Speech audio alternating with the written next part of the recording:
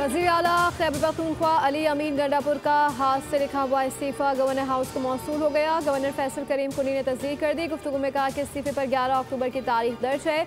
मेरी कानूनी टीम वज़ीर आला खैबर पख्तूनख्वा के इस्तीफ़े का जायज़ा लेगी। पीर को दफ्तर जाकर इस्तीफ़े से मुतालिक फैसला करूँगा। इस्तीफ़ा मंजूर किए जाने तक अली अमीन वज़ीर आला रहेंगे। खैबर पख्तूनख्वा असम्बली का इजलास पीर की सुबह 10 बजे तलब कर लिया गया। असम्बली सेक्रेटरीट ने नए शेड्यूल का बाज़ाब्ता अलामिया जारी कर दिया। अलामिया के मुताबिक इजलास में नए कायद ऐवान का इंतखाब किया जाएगा।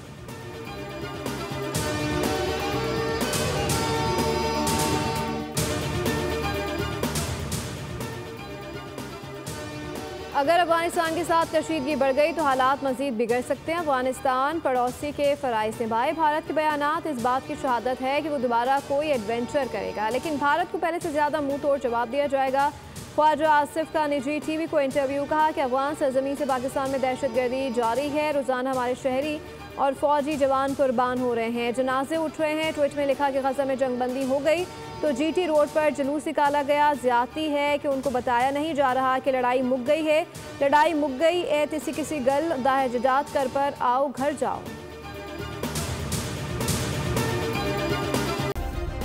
सब्सक्राइब करें और बेल दबाएं ताकि कोई खबर रह न जाए।